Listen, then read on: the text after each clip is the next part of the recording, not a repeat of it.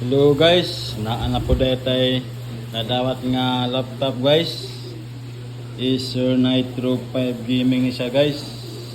No power ang problema ani. Ingon ni ma'am kalitra daw siya wala nag-power on.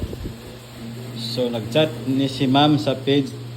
Ang ingon nga mga pila budget magpa-repair ani no power ang laptop Acer Nitro 5. Ano ni ang specs Core i5 nga 11th gen ka-TX na. So akong gina si ma'am, visit lang sa shop para ma-check na to kung sa yung problema, basta yung charger lang or sa ba.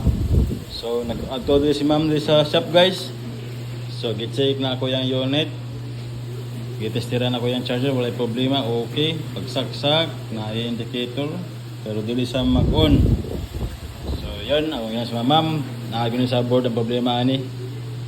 So ato lang ng testingan ma'am ug makaya pa ba kay dili po ta mo kasulti og makaya ni ma'am kay lisod kayo nya dili di ay makaya, di ba?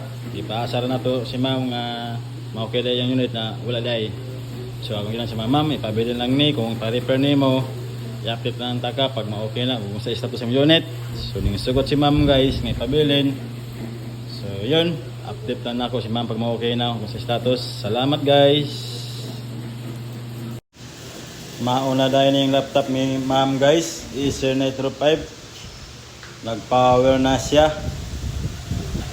So obserbaran sa nato ni guys, base na pa problema. Acer Nitro 5 no power. Core i5 11th gen.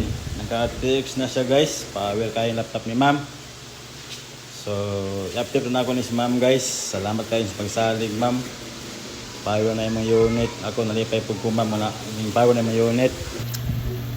Hello guys, good afternoon. So mauna dahil yung laptop ni ma'am guys.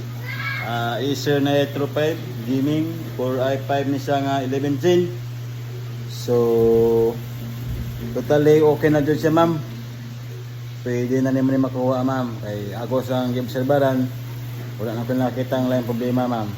So salamat kayo ma'am sa imong pag-atod diri sa shop. Ug salamat po sa imong pagsali kay imo dong gibilin diri ma'am. So nakapalo man sure ka sa akong page ma'am, makita na nimo yung imong unit nga na okay na. So thank you kayo ma'am. Ug salamat po sa akong mga followers daw sa mga sopi. God bless.